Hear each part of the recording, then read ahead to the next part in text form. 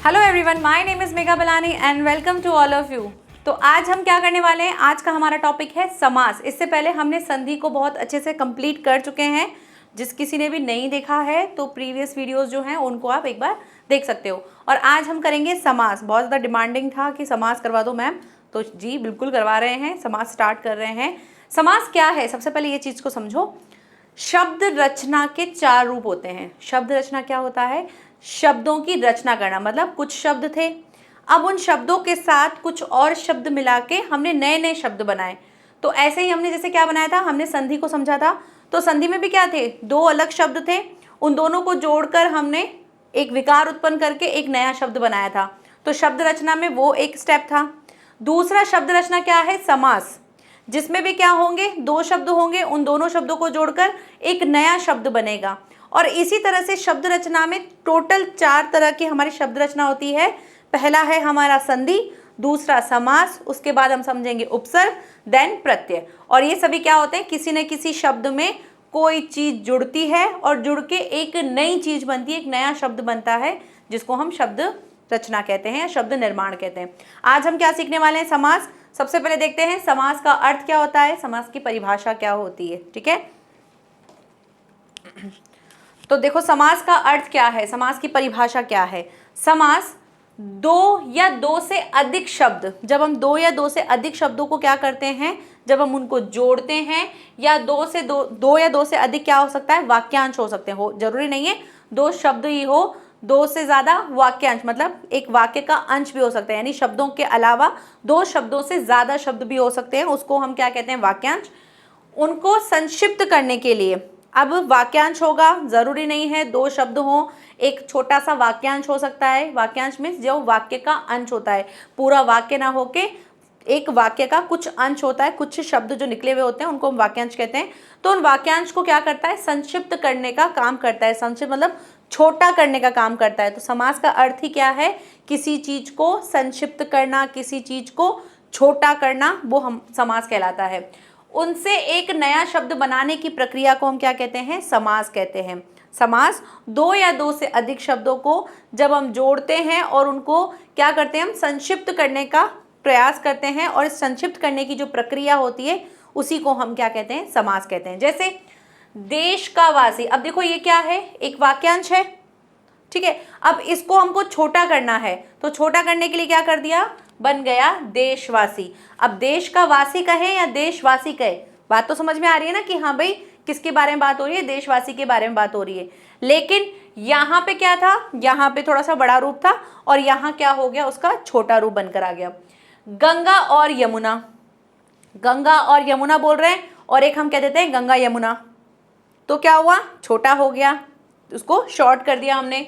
जन्म से लेकर, बोलते हैं ना भाई ये तो जन्म से लेकर ऐसा ही है, तो जन्म का हमने क्या बना दिया, जन्म से लेकर आज जन्म, मतलब जब से पैदा हुआ था तब से लेकर ऐसा है।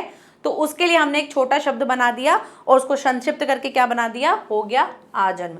तो समास का अगर अर्थ पूछा जाए कि समास होता क्या है, समास का अर्थ होता है किसी चीज को छोटा करना। ऐसे ही हमने संधि को क्या समझा था, संधि जब हम किन्हीं 2 चीजों को मिलाते हैं, उनकी दोस्ती कराते हैं, उसको हम संधि कहते हैं। ठीक है, अब समास की परिभाषा तो हमने देख ली, आगे देखते हैं। समास में कुछ कुछ वर्ड्स होते हैं जिनको हमको समझना होता है। उसी में क्या है, सबसे पहले दे रखा है समस्त पद, या जिसको हम क्या कहते हैं, सामासिक पद। सामासिक मतलब समास के द्वारा बना हुआ जो पद है उसकी बात करते हैं। तो समस्त पद क्या होता है, क्योंकि जब क्वेश्चन आते हैं ना एग्जाम में, तो हमको पता होना चाहिए कि समस्त पद क्या होता है, समास विग्रह क्या होता है।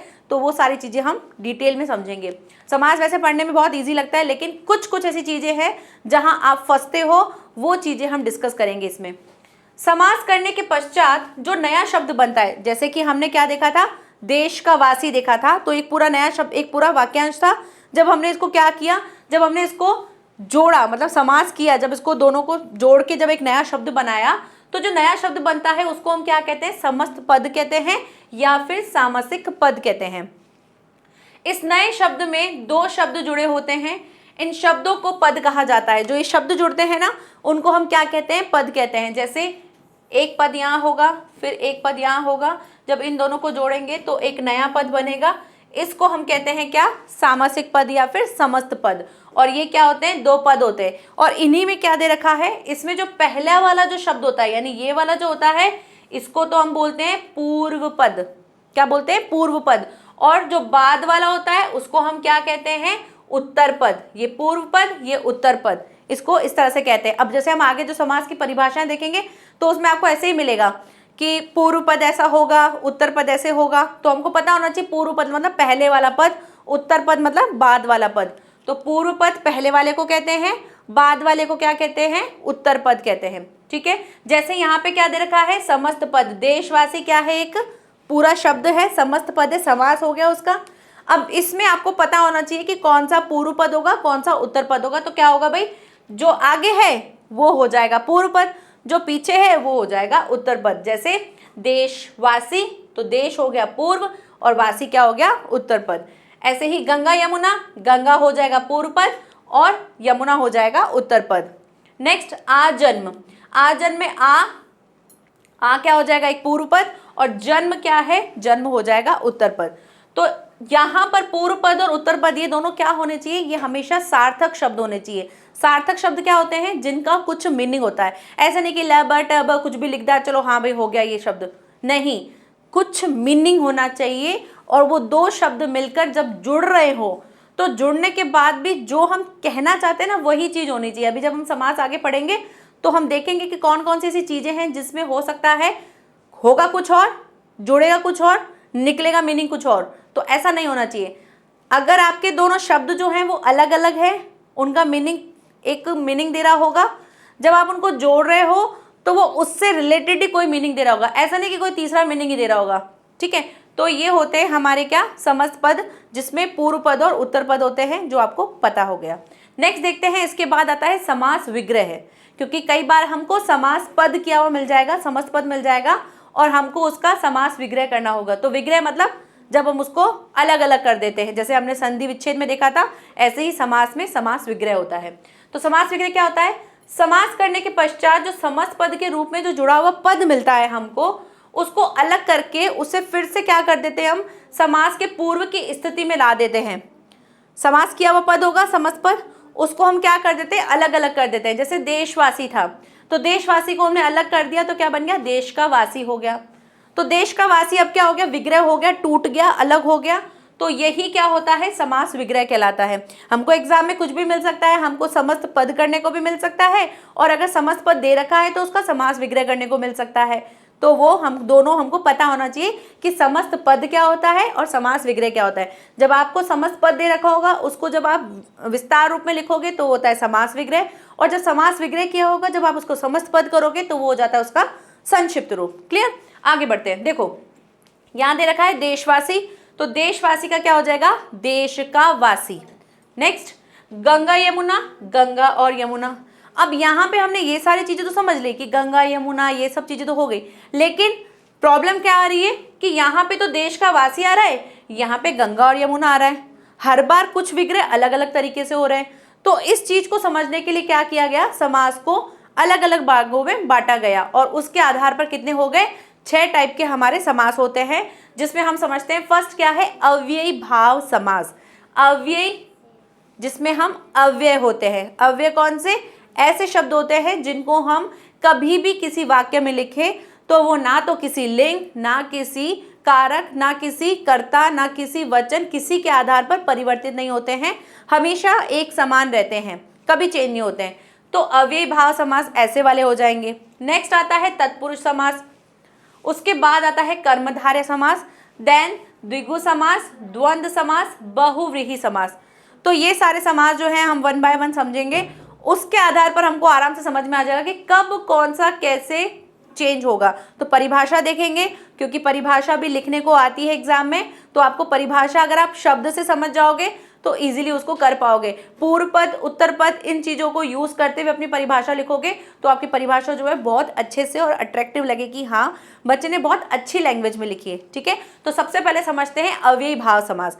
अव्ययी भाव समास क्या होता है, वह समास जिसका पहला पद अव्यय हो और समास करने पर समस्त पद अव्यय बन जाए, समस्त पदों के अव्यय होने के कारण इनके वाक्य प्रयोग में, जब हम इसको वाक्य के प्रयोग में यूज करते हैं, जब इसको यूज करते हैं तो ना तो वो लिंग, वचन, कारक के अनुसार कोई विकार उत्पन्न नहीं करता। क्यों? क्योंकि हमको पता है, हमने पढ़ा था कि अव्यय क्या होते हैं, ऐसे शब्द होते हैं जिनको किसी के साथ भी डाल दो, किसी भी वाक्य में डाल दो, वो हमेशा एक समान रहते हैं। जैसे धीरे धीरे, ठीक है, धीरे धीरे हो गया, प्रतिदिन हो गया। तो ये शब्द क्या है? ये शब्द ऐसे शब्द हैं जो आप कहीं भी डाल दो। रोज हो गया, ये सारे शब्द कैसे हैं? ये ऐसे शब्द हैं जब भी आप इनको किसी के अंदर डालोगे, किसी भी वाक्य में रखोगे, तो ऐसा नहीं होगा कि कारक के अनुसार इसको अलग से बोलेंगे। ऐसे नहीं बोलेंगे रोजो, ऐसे नहीं बोलेंगे, रोज ही बोलेंगे। धीरे धीरे को धीरो धीरो नहीं बोलेंगे, धीरी धीरी नहीं बोलेंगे, सिर्फ क्या बोलेंगे? धीरे धीरे। चाहे वो एक वचन के लिए हो, भाई वह लड़का धीरे धीरे चलता है, हम सब धीरे धीरे चलते हैं, तो एक के लिए बोल रहे हो, ज्यादा के लिए बोल रहे हो, किसी के लिए बोल रहे हो, वो क्या होगा? हमेशा सेम ही रहता है, कभी चेंज नहीं होता है। तो ऐसे सारे शब्द क्या कहलाते हैं? हमारे अव्यय शब्द कहलाते हैं। तो अब यहाँ पे परिभाषा क्या है? वह समास जिसका पहला पद, ठीक है, यानी दो पद होंगे, यानी यहाँ पे एक पद होगा, इधर एक पद होगा। जैसे संधि में होता था हर बार, लेकिन यहाँ पे पूरे पूरे पद को लिया जाता है। उसमें तो क्या होता था, हम पहले पद के अंतिम वर्ण में और दूसरे पद के प्रथम वर्ण में हम संधियां करवाते थे। लेकिन यहाँ पे क्या होगा? यहाँ पे एक पद है, यहाँ पे दूसरा पद है। अब यहाँ पे कहा जा रहा है कि यहाँ पे क्या होगा? अव्यय होंगे। अव्यय ऐसे शब्द होंगे जो परिवर्तित नहीं होते। अब वो क्या करेंगे? जैसे मान लो अव्यय, जैसे हमने अभी देखा था, आजन्म देखा था, ठीक है, आ हो गया, बे हो गया, या फिर प्रति हो गया, ओके, यथा हो गया। ये सभी शब्द और भी ऐसे बहुत सारे शब्द होते हैं। ये सब शब्द क्या हैं? अव्यय हैं। अब ये अव्यय जो होते हैं ये दूसरे पद के साथ मिलेंगे। अब दूसरा पद हो सकता है कोई और शब्द हो जो सार्थक शब्द होता है। जब उसके साथ मिलेंगे ना, तो दोनों शब्द मिलके, ये वाला और ये वाला, ये दोनों शब्द मिलके क्या करेंगे? ऐसा शब्द बना देंगे जो अव्यय होगा। यानी अब ऐसा शब्द बनेगा जो चेंज नहीं हो सकता। ऐसा नहीं होगा कि वो किसी वाक्य में डल रहा है तो वो चेंज हो जाएगा। बेकार है, जैसे बेकार है तो बेकार का बेकार हो जाएगा, बेकारी हो जाएगा, नहीं, ऐसा नहीं होगा। बेकार का बेकार रहेगा। क्यों? क्योंकि वो पूरा क्या बन जाएगा? एक अव्यय बन जाएगा। तो परिभाषा यहां से समझते हैं, ऐसा समास जिसमें क्या होता है? पहला पद अव्यय हो, और जब वो समास, जब उसका समस्त पद बनता है तो वो भी क्या बन जाए? अव्यय बन जाए। इसी को हम क्या कहते हैं? अव्यय भाव समास कहते हैं। ठीक है, उदाहरण देखते हैं, उससे और क्लियर हो जाएगा। देखिए, सबसे पहले दे रखा है आजीवन। आजीवन, इस आजीवन में आ और जीवन दो शब्द हैं। अब इतना तो हमको पता चल जाएगा कि सार्थक शब्द कौन से हैं। हमको पता चल जाएगा कि हाँ, सार्थक मतलब जिसमें कुछ मीनिंग निकल रहा है वो होता है सार्थक शब्द। आजीवन मतलब जीवन भर के लिए बोला जाता है, तब किया जाता है। तो जीवन भर या जीवन रहने तक, जब तक आप जीवित हो तब तक की बात की जा रही है। अब आप इस शब्द को किसी के साथ जोड़ के देख लो। आजीवन का आजीवनो करोगे, आजीवन आप जीवनो, ऐसे नहीं करते ना, मतलब उसका वचन चेंज नहीं करते हैं, वो ऐसे ही रहता है। ऐसे ही यथाशक्ति, यथाशक्ति, यथाशक्ति मतलब शक्ति के अनुसार, तो शक्ति के अनुसार हो गया। अनजाने, अनजाने, अन और जाने ये क्या है? ये ऐसे शब्द जैसे जिसको आप जानते नहीं हो, बिना जाने, अनजाने। प्रतिदिन, प्रति और दिन, प्रतिदिन ये भी क्या बन गया? एक प्रति और एक दिन, दोनों को मिला के क्या बन गया? प्रतिदिन, यानी कि प्रत्येक दिन। रातों रात, ऐसे शब्द जो रिपीट हो रहे हैं, जैसे रातों रात, और हो गया जैसे दिनों दिन, बोला जाता है दिनों दिन, तो रातों रात, दिनों दिन, दो शब्द एक साथ लगातार मिल रहे हैं, वो भी हमारे क्या कहलाते हैं? अव्यय भाव समास कहलाते हैं। तो जैसे रातों रात, दिनों दिन, ये हो गए। रात ही रात मतलब बोलता है रातों ही रात, मतलब रातों ही रात वो चले गए, तो रातों रात बोल दिया, एक रातों ही रात बोल दिया, तो रातों ही रात बहुत बड़ा लगा, उसको संक्षिप्त कर दिया रातों रात, तो ये हो गया समास। तो समास क्या करते हैं? हमारी जो लैंग्वेज होती है उसको थोड़ा इफेक्टिव बनाते हैं। कहाँ हम रात ही रात बोल रहे हैं, कहाँ बोल दिया हमने रातों रात, तो वो स्टैंडर्ड लगता है। तो समास यही चीज करता है, और नया शब्द भी बनाता है, शब्द रचना हो गई। तो ये कहलाते हैं अव्यय भाव समास। नेक्स्ट समास देखते हैं हम। नेक्स्ट समास है तत्पुरुष समास। तत्पुरुष समास क्या होता है? जिस समास में पूर्व पद, जिस समास में पूर्व पद क्या होता है? गौण होता है। पूर्व पद यानी कि पहला पद गौण होता है, और दूसरा पद, जो दूसरा पद है जिसको हम उत्तर पद कहते हैं, वो क्या होता है? प्रधान होता है। ठीक है, प्रधान होता है, उसको हम तत्पुरुष समास कहते हैं। तत्पुरुष समास में समस्त पद बनाते समय पूर्व पद के साथ आने वाले परसगों या फिर विभक्ति चिन्हों का लोप हो जाता है। परिभाषा को फिर से रिपीट करते हैं।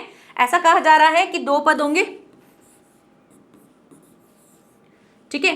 पहला पद क्या होता है, गौण होता है। गौण मतलब ज्यादा इंपॉर्टेंट नहीं होता है, इतना ज्यादा इंपॉर्टेंट नहीं माना जाता है उसको, तो इतना इंपॉर्टेंट नहीं होता है। दूसरा पद प्रधान होता है, मतलब दूसरा वाला जो पद होता है वो इंपॉर्टेंट होता है, उसका ज्यादा इफेक्ट होता है किसी उस शब्द के निर्माण के लिए। तो पहला पद गौण होता है, इतना ज्यादा इंपॉर्टेंट नहीं होता है। दूसरा पद जो होता है वो प्रधान होता है। जब दोनों का समस्त पद बनाया जाता है, जब दोनों का समास करके बनाया जाता है, तो उससे क्या बनता है, उससे एक शब्द बनता है। और जब इन दोनों के बीच को जब जोड़ा जाता है तो इनमें कुछ विभक्तियां होती हैं। विभक्ति जैसे कि हम विभक्ति समझते हैं, कर्ता ने कर्म को कर्ण से द्वारा, संप्रदान के लिए, अपादान से, संबंध का के की, अधिकरण में पर, संबोधन हेबो, समझा ना हमने। तो ये वाली विभक्तियां जो है ना, ये इसके अंदर लगी हुई होंगी, और लगी हुई होंगी तो हटाएंगे, और हटा के तब जाके क्या बनेगा, समस्त पद बनेगा।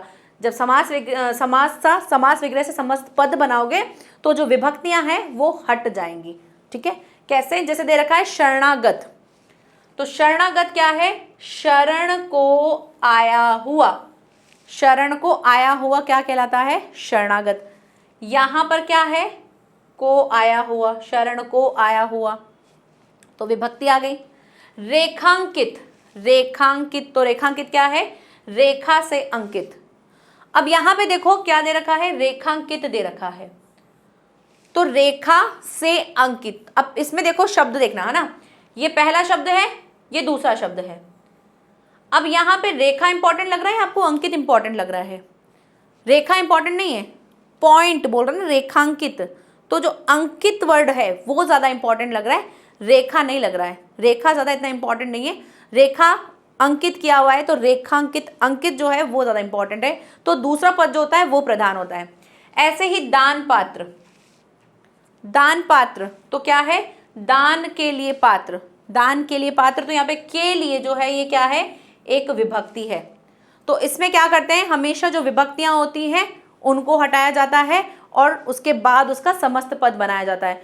अब इनको क्या कर दिया, तत्पुरुष समास में तो इतनी सारी विभक्तियां हैं, तो उसी के आधार पर क्या कर दिया, तत्पुरुष समास के भी भेद बना दिए कि भाई इसके भी अलग अलग भेद हैं जिनको आप समझ सकते हो। और वो भेद कैसे बन गए, वो भेद बन गए उनकी विभक्तियों के अनुसार। तो विभक्ति के अनुसार सबको वन बाय वन देखते हैं। सबसे पहले दे रखा है कर्म तत्पुरुष, कर्ता को नहीं लिया जाता है, यहाँ पे कर्म से लिया जाता है, और संबोधन को भी नहीं लिया जाता है। कर्ता और संबोधन दोनों को हटा दिया जाता है, बाकी कर्म से लेके अधिकरण तक सारे आते हैं।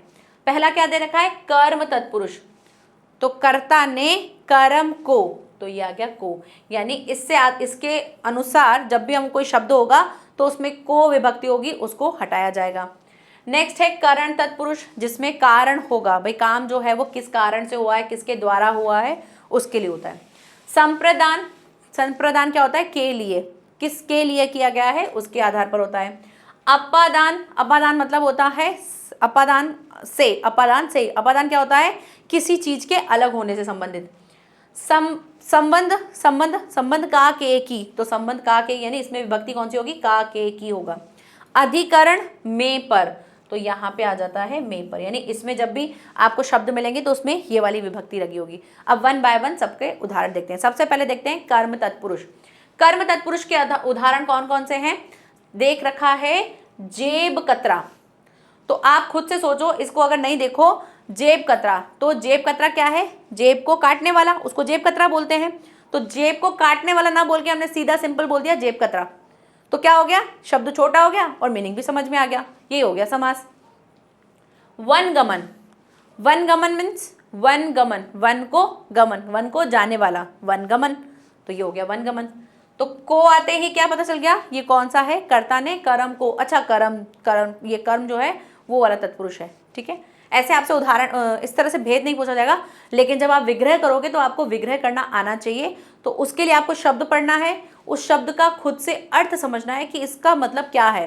जैसे नेक्स्ट देखो स्वर्गगत, तो स्वर्गगत मतलब स्वर्ग को गत, स्वर्ग को जाने वाला, तो ये हो गया स्वर्ग को गत। नेक्स्ट आता है करण तत्पुरुष। करण मतलब कारण, कर्ता ने कर्म को कर्ण से द्वारा, यानी से और द्वारा हमें विभक्तियां मिलेंगी।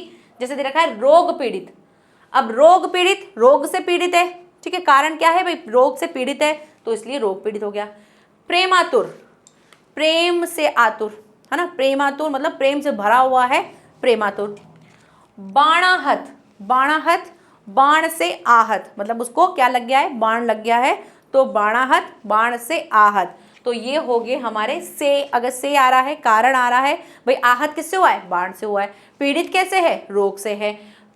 आतुर कैसा है, प्रेम से है, मतलब उस वो जो भरा हुआ है उसको ज़्यादा इतना ज़्यादा ओवरफ्लो हो रहा है, वो किसकी वजह से हो रहा है, प्रेम की वजह से। तो ये हो गया करण तत्पुरुष। नेक्स्ट देखते हैं संप्रदान तत्पुरुष। संप्रदान, कर्ता ने कर्म को करण से द्वारा संप्रदान के लिए, तो यहाँ पे के लिए आएगा। रसोई घर, रसोई घर क्या होता है, रसोई के लिए घर होता है, जहाँ पे सिर्फ रसोई बनती है, ऐसी वाली जगह को हम क्या बोलते हैं, रसोई घर बोलते हैं। गौशाला, गौशाला क्या होता है, जिसमें गौ की शाला होती है, यानी जहाँ पर गाय होती है, तो गौ के लिए शाला, गौशाला। देशभक्ति, देश के लिए भक्ति, अब देशभक्त होता तो देश के भक्त, ठीक है, देशभक्ति है, देशभक्त होता तो देश का भक्त, तब हम देश का भक्त लगाते, और देशभक्ति दे रखा है तो देश के लिए भक्ति। तो खुद से ही हमें शब्दों के आधार पर हमको समझ में आ जाएगा कि देशभक्त, देश का भक्त, देशभक्ति, देश के लिए भक्ति होगा तत्पुरुष समास ही। लेकिन अगर उसके आधार पर, अगर उसके भेद के अकॉर्डिंग देखें और उसका विग्रह देखें तो उसका विग्रह कुछ अलग तरीके से होगा। तो ये जो भेद है वो आपको भेद पढ़ाने के लिए नहीं, आपको विग्रह समझाने के लिए कि भाई विग्रह किस तरह से करते हैं। तो आपको खुद को शब्द समझना है, फिर उसका विग्रह करना है। क्लियर, आगे बढ़ते हैं। नेक्स्ट है अपादान। अपादान कैसे बोलोगे, कर्ता ने कर्म को करण से द्वारा संप्रदान के लिए, अपादान से। अपादान से मतलब जहां पर कोई चीज अलग हो रही होगी, अलग मतलब कोई चीज किसी चीज से हट रही होगी, दूर हो रही होगी। भयभीत, किससे है वो, भय से भीत, भय से डरा हुआ है। पाप मुक्त, पाप से मुक्त हो गया, अलग हो गया, पाप से मुक्त, पाप मुक्त। चरित्रहीन, उसका जो चरित्र था वो हीन है, मतलब वो चरित्र से गिर गया, तो चरित्र से हीन मतलब चरित्र से बेकार है, तो वो क्या है, एक अलग करने के सेंस में है। तो ये होता है अपादान। नेक्स्ट आता है संबंध। संबंध का के की, तो देखो कैसे, राजदूत, राजा का दूत। देशभक्त, देश का भक्त।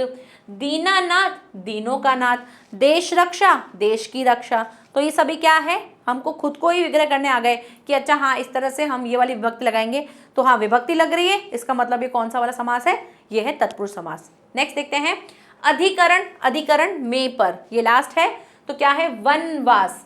वन में वास करने वाले को वनवास कहते हैं। घुड़सवार, घोड़े पर सवार जो है उसको घुड़सवार कहा जाएगा। धर्मवीर, धर्म में जो वीर है वो हो जाता है धर्मवीर।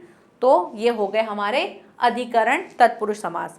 तो तत्पुरुष क्या होते हैं, जिसमें विभक्तियां लगी होंगी और उन विभक्तियों को हटाकर जब हम उसका समस्त पद बनाते हैं उसको हम कहते हैं तत्पुरुष समास, जिसमें पहला पद क्या होता है, गौण होता है, और जो उत्तर पद होता है वो होता है हमारा प्रधान, इंपॉर्टेंट। नेक्स्ट आगे बढ़ते हैं।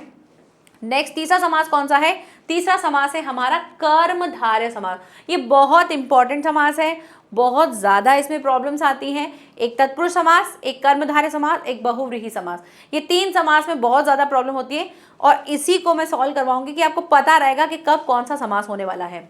कर्मधारय समास क्या होता है, जिस समास में विशेषण और विशेष्य अथवा उपमान और उपमेय पदों में समास किया जाता है। क्या किया जाता है, दो पद होंगे, ठीक है,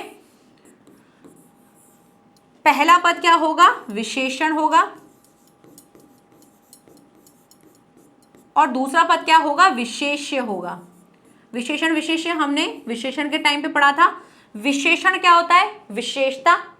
विशेष्य क्या होता है, जिसकी विशेषता बताई जा रही है उसको विशेष्य कहते हैं। जैसे हम बोलते हैं काला घोड़ा, तो घोड़ा क्या है, विशेष्य है, और वो कैसा है, काला है, तो वो हो गई उसकी विशेषता यानी कि विशेषण।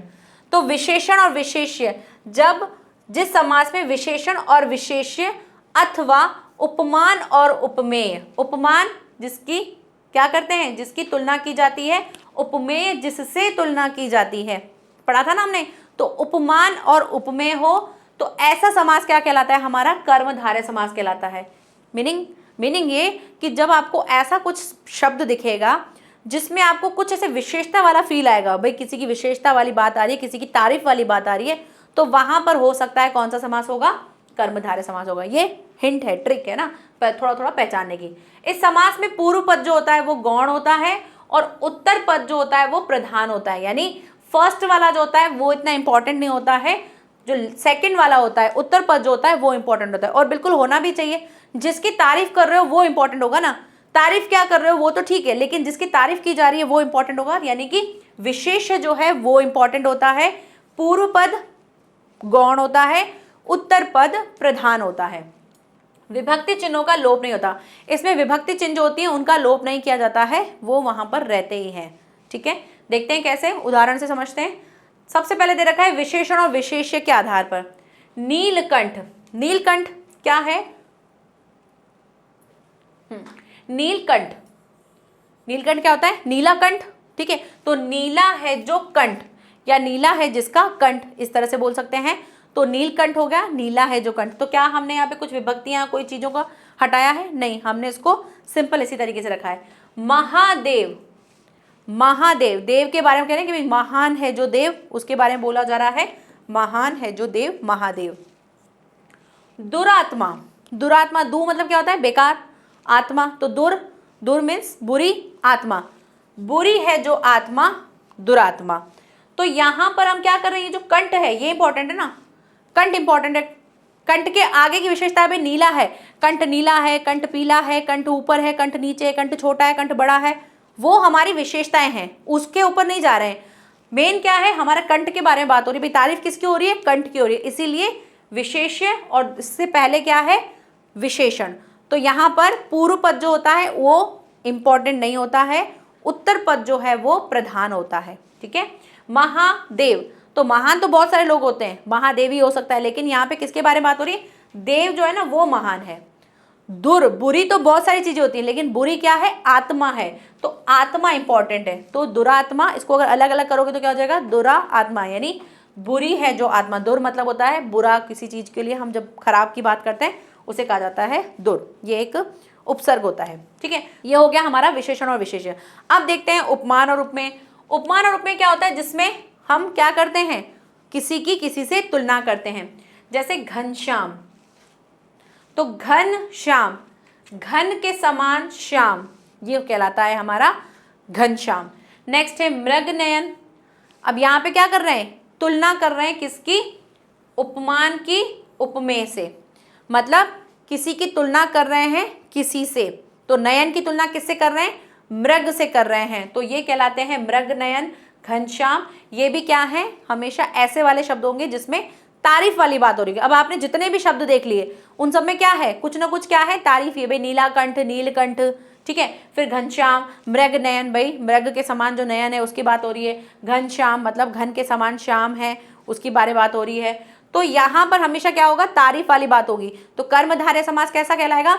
ऐसा समास जिसमें विशेषण और विशेष्य अथवा उपमान और उपमेय की बात कही जाती है, और इसमें प्रथम पद जो है वो क्या कहलाता है? वो गौण होता है, और उत्तर पद क्या होता है? प्रधान होता है। ये होता है हमारा कर्मधारय समास। नेक्स्ट आगे बढ़ते हैं। नेक्स्ट है हमारा द्विगु समास। द्विगु समास क्या होता है? द्विगु समास जिसमें द्विगु समास क्या होता है? जिसमें आपको क्या मिलेगा? काउंटिंग वाले नंबर मिलेंगे। काउंटिंग मतलब नंबर्स वाले होंगे। जिस समास में पूर्व पद यानी पहला वाला जो पद है, दो पद होंगे, इसमें पूर्व पद की बात हो रही है कि जो पूर्व पद है ये क्या होगा? ये नंबर्स वाला होगा।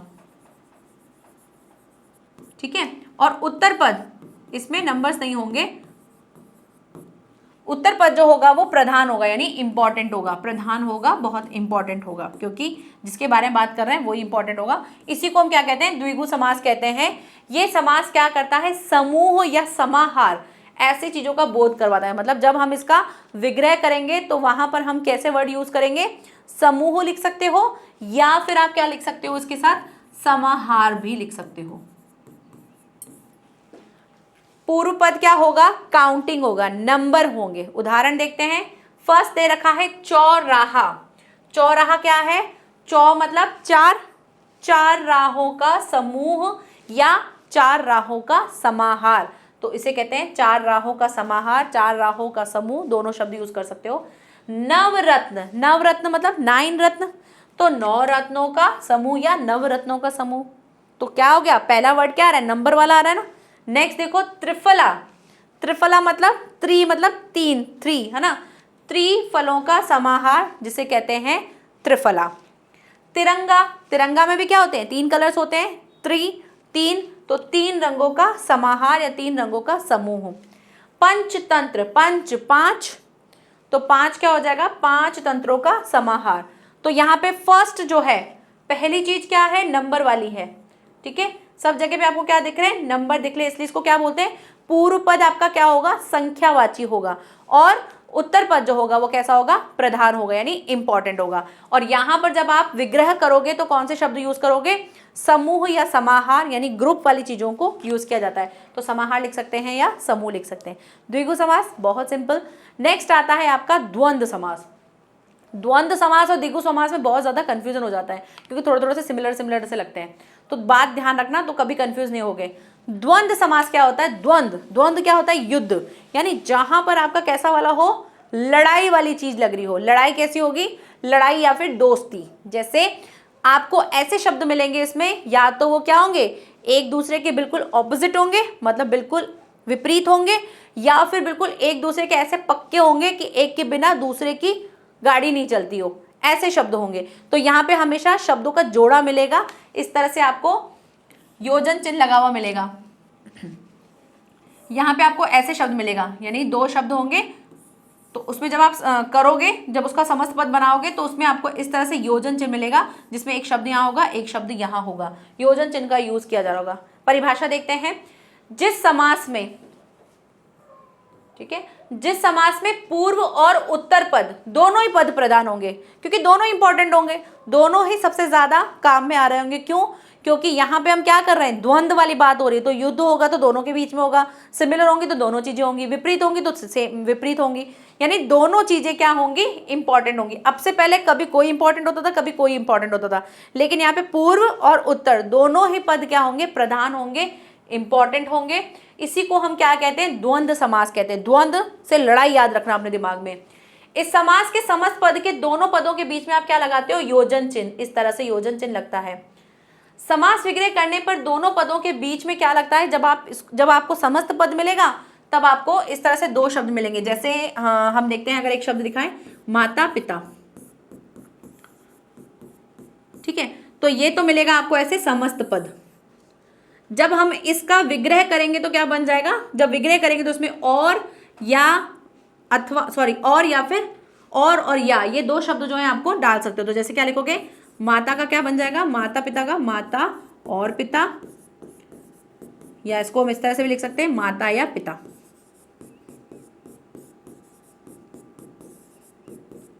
ठीक है, तो ये बन जाता है इसका विग्रह।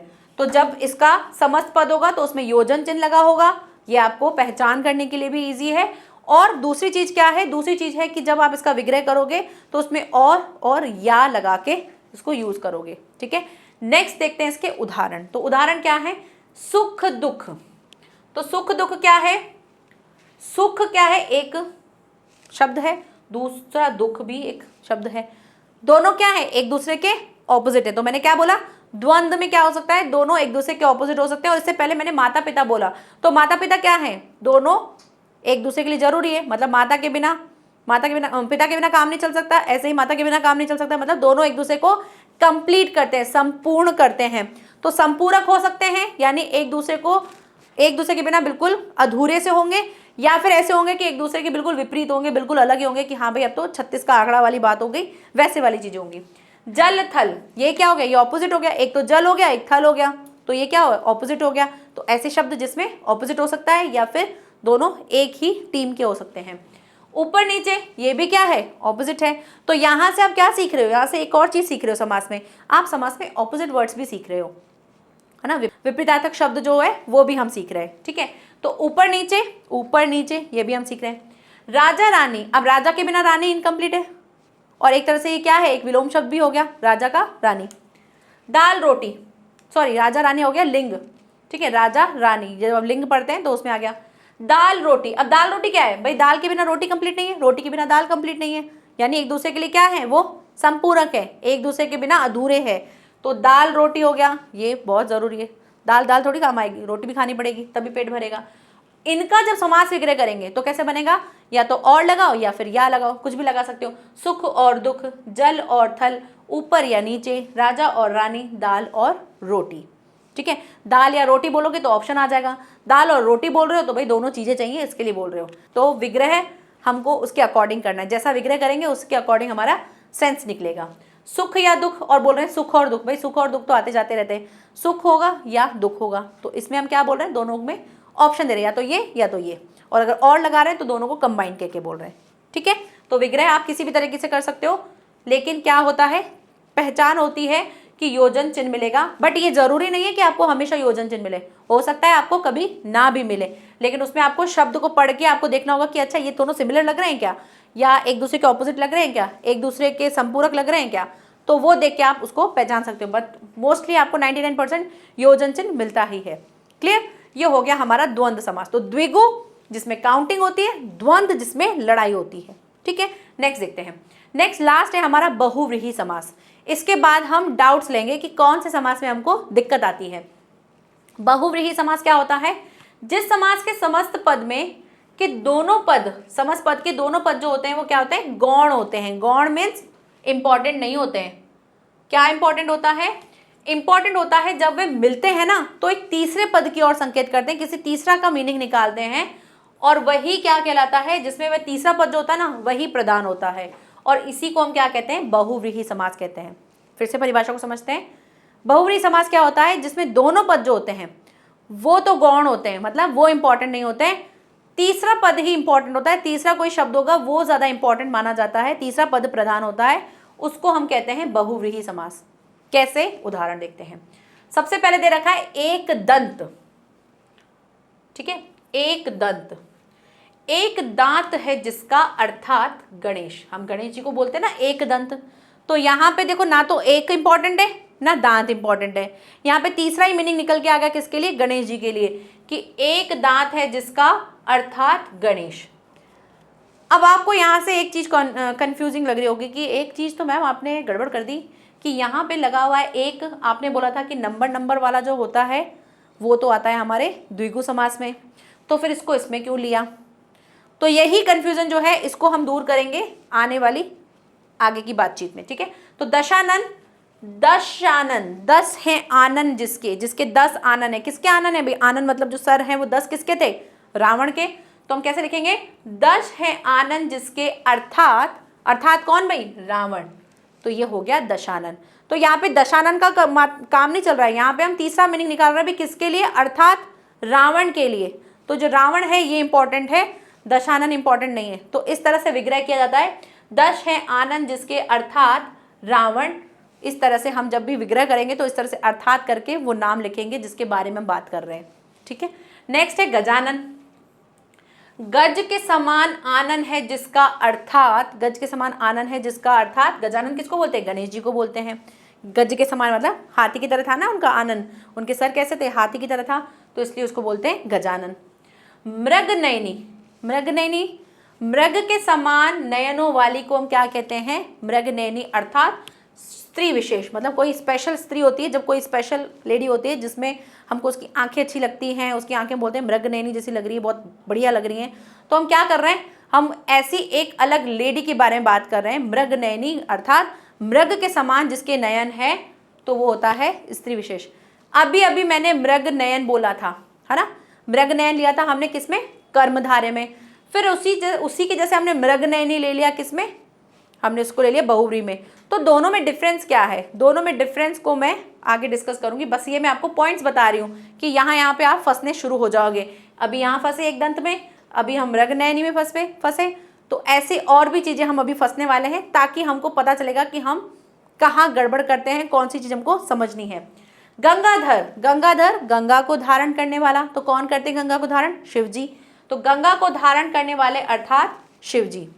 महात्मा, महात्मा क्या है, महान है आत्मा जिसकी, अर्थात व्यक्ति विशेष, ऐसा कोई महान जिसकी, ऐसा व्यक्ति जिसकी आत्मा जो है बहुत महान होगी, उसको हम क्या बोलते हैं, महान, महात्मा। तो यहाँ पर महात्मा, क्या ये हमको दुरात्मा जैसा नहीं लग रहा है, कि जब हमने दुरात्मा देखा था कि जब हम किसी की विशेषता बोलते हैं कर्मधारय में, तो वैसा ही लग रहा है ये भी दुरात्मा महात्मा, वो दुरात्मा मतलब बुरी आत्मा, ये अच्छी आत्मा महात्मा, तो दोनों तो सिमिलर लग रहे हैं। लेकिन फिर ऐसा क्या है कि इसको बहुव्रीहि में ले लिया, तो ये यहाँ पे एक पॉइंट हो गया। तो पॉइंट कहाँ आया, 1 2 और ये 3। इसी चीज को हम डिस्कस करेंगे कि कब हमको कैसा समास लिखना है, और वो डिपेंड करेगा किस पर, हमारे विग्रह के ऊपर। जैसा हम विग्रह करेंगे उसी के अकॉर्डिंग हम उसमें समास लगाएंगे। तो पहला डाउट लेते हैं। पहला डाउट है कर्मधारय और बहुव्रीहि समास में। क्यों? क्योंकि अभी हमने महात्मा देखा जिसको हम कर्मधारय में भी यूज करते हैं क्योंकि हम उसमें विशेषता बोलते हैं, और बहुव्रीहि समास भी ले रहे हैं क्योंकि हम उसमें एक तीसरा मीनिंग निकाल रहे हैं। तो कब कौन सी चीज होगी उसको देखते हैं। सबसे पहले देखो हम महात्मा को ही उठाते हैं। महात्मा क्या कहा जा रहा है, महान है जो आत्मा। अगर आप अपना विग्रह सिर्फ इतना लिखते हो, महान है जो आत्मा, इतना लिखते हो बस, इसके आगे कुछ नहीं बोल रहे हो, अर्थात अर्थात करके नहीं बोल रहे हो, सिर्फ ऐसे लिख रहे हो महान है जो आत्मा। अगर आपने विग्रह ऐसे किया है तब आप अपने समास का नाम क्या लिखोगे, कर्मधारय समास। अगर आपने विग्रह कैसे लिखा है, महात्मा का लिखा है महान है जो आत्मा, बस इतना लिखा है, इसके आगे कुछ नहीं लिखा है, तब तो आप अपने समास का नाम क्या लिखोगे, कर्मधारय। लेकिन अगर आप अपने विग्रह को किस तरह से लिख रहे हो, आप लिख रहे हो महात्मा को महान आत्मा है जिसकी, अर्थात विशेष व्यक्ति, ऐसे करके बोल रहे हो, अर्थात करके आप तीसरा अर्थ निकाल रहे हो, तब आप उसमें लगाओगे कौन सा, बहुव्रीहि समास। तो जैसा विग्रह करोगे वैसा ही समास लिखोगे। नेक्स्ट देखो पीतांबर। अब पीतांबर में क्या है, पीत है अंबर जिसके, पीत मतलब पीले अंबर, तो पीला है अंबर, अंबर मीन्स होता है वस्त्र, तो पीले हैं अंबर, तो क्या यहाँ पे हम विशेषता बोल रहे हैं, हाँ बोल रहे हैं भाई, वस्त्र कैसे भाई, पीले हैं, तो ठीक है चल रहा है। पीतांबर मतलब पीले हैं जो अंबर, पीले हैं जो वस्त्र। अगर आप इस यहाँ तक लिखते हो कि पीले हैं अंबर, पीले हैं अंबर, इतना लिख देते हो, तब तो आप कर्मधारय समास लगाओगे। लेकिन अगर आप विग्रह कैसे करते हो, अगर आप विग्रह करते हो पीले हैं अंबर जिसके, अर्थात पीले अंबर मतलब पीले वस्त्र कौन धारण करता है, श्री कृष्ण जी। अगर आप अपना विग्रह इस तरह से लिखते हो, पीले हैं अंबर जिसके अर्थात श्री कृष्ण, ऐसे लिखते हो, तब तो आप बहुव्रीहि समास लगाओगे। ठीक है, तो जैसा विग्रह करोगे उसी के अकॉर्डिंग समास लगाओगे। ओके, तो ये पहला डाउट होता है जहां पे हमको कर्मधारय और बहुव्रीहि में लगता है। दूसरा डाउट क्या देखते हैं, बहुव्रीहि के साथ हम द्विगु समास देखते हैं। तो द्विगु समास में क्या होता है, नंबरिंग होती है, और बहुव्रीहि में भी हमने नंबरिंग देखी थी। तो तिरंगा जैसे दे रखा है तिरंगा, तो तिरंगा क्या है, 3 रंग, ठीक है, 3 रंगों का समाहार। तो हम जब 3 वाली बात करते थे तो हमको क्या दिखता था कि भाई यहाँ पे तो नंबरिंग वाला है तो द्विगु समास होगा, और हमने तिरंगा को देखा भी था। अगर आप इस तरह से विग्रह करते हो, 3 रंगों का समाहार इतना लिखते हो, तब तो आप लगाओगे द्विगु समास। लेकिन अगर आप तिरंगा को इस तरह से लिखते हो कि 3 रंग है जिसमें, अर्थात राष्ट्रीय ध्वज, तीसरा मतलब निकला ना कि 3 है रंग जिसमें, अर्थात राष्ट्रीय ध्वज, तो यहाँ पे हम क्या कर रहे हैं, कोई तीसरा ही मीनिंग निकाल रहे हैं अर्थात करके। तो अगर आप अर्थात करके अपने विग्रह को लिखोगे तब आप कौन सा लगाओगे, बहुव्रीहि समास लगाओगे। तो कैसा भी समास हो आपके विग्रह पे डिपेंड करेगा कि आप उसके समास का नाम क्या लिखोगे। लेकिन ये सिर्फ 3 समास में ही आपको डाउट आएंगे, बाकी समासों को पता है। अव्ययी भाव समास क्या होगा, ऐसा होगा, थोड़ा सा अलग ही दिख रहा होगा, जिसमें कुछ उपसर्ग इस तरह के शब्द दिख रहे होंगे। दूसरा तत्पुरुष समास में आपको विभक्ति वाली चीज फील आ रही होगी। बहुव्रीहि समास में क्या होगा, बहुव्रीहि समास में हम कोई तीसरा मीनिंग ही निकाल के लिख रहे होंगे अर्थात करके। और कर्मधारय समास में क्या होगा, कर्मधारय समास में किसी की विशेषता होगी, तो वो आपके विग्रह पे डिपेंड करेगा। ठीक है, तो यहाँ पर हमारा समास कंप्लीट होता है। अब हम करते हैं थोड़ी सी एक्सरसाइज, जिससे आपको खुद को भी समझ में आ जाए कि हाँ किस तरह से हमको करना है और कैसे क्वेश्चन आता है एग्जाम में। तो फर्स्ट देखते हैं अभ्यास नंबर 1, जिसमें आपको क्या दे रखा है, निम्नलिखित समस्त पदों का विग्रह करके समास का नाम लिखना है। इसी तरीके से एग्जैक्टली ऐसे ही क्वेश्चन आएगा आपका कि आपको समस्त पद बनाना होगा या फिर समास विग्रह करना होगा। तो दोनों तरीके के क्वेश्चन हम करके देखते हैं। पहला दे रखा है छात्रावास। अब आप खुद से सोचो छात्रावास का क्या होगा, वीडियो को पॉज करो, खुद से बनाओ कि क्या होगा इसका विग्रह। तो छात्रावास यानी जहां पे छात्रों का आवास होगा, छात्रावास। तो देखो छात्रावास का क्या होगा, छात्र का आवास। हमने विग्रह ऐसे किया तो छात्र का आवास, तो क्या आ रहा है, का, विभक्ति आ रही है, तो कौन सा वाला समास होगा, ये होगा हमारा तत्पुरुष समास। तत्पुरुष समास। नेक्स्ट देखो क्या दे रखा है, नेक्स्ट दे रखा है सीता राम या राम सीता। तो ये क्या है, योजन चिन्ह दिख गया। अच्छा, योजन चिन्ह के लिए तो क्या लगाते हैं, योजन चिन्ह के लिए तो हम लगाते हैं सीता और राम। और ये क्या है, ये है हमारा द्वंद्व समास।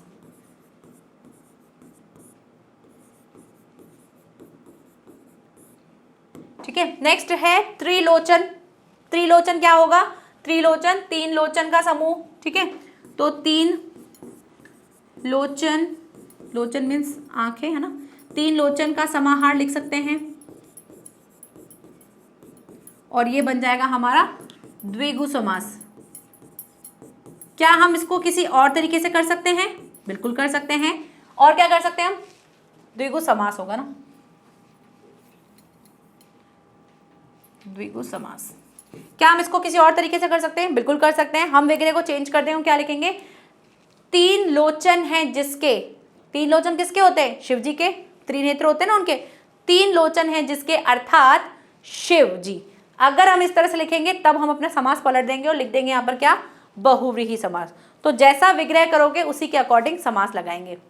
ये हो गया हमारा समास पद का समास विग्रह करना। अब समास विग्रह से समझते हैं।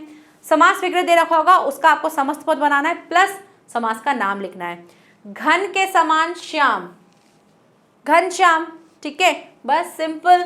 और यहाँ पे क्या दे रखा है, यहाँ पे किसी की विशेषता हो रही है, उपमान उपमेय वाला फील आ रहा है, तो हो जाएगा ये कर्मधारय समास। नेक्स्ट क्या है, नीला है जो कमल, तो यहाँ पे हो जाएगा नील कमल। क्या इसमें अर्थात वर्थात करके कुछ बोला है, नहीं बोला है, सिर्फ विशेषता बताइए, तो ये भी हो जाएगा हमारा कर्मधारय समास। नेक्स्ट दे रखा है गृह में प्रवेश, घर में प्रवेश, गृह प्रवेश। तो यहाँ पे क्या है, विभक्ति दिख रही है। विभक्ति वाला कहाँ आता है, विभक्ति वाला तो आता है हमारे तत्पुरुष समास में, तो हो जाएगा गृह प्रवेश। ये हो गया हमारा तत्पुरुष समास।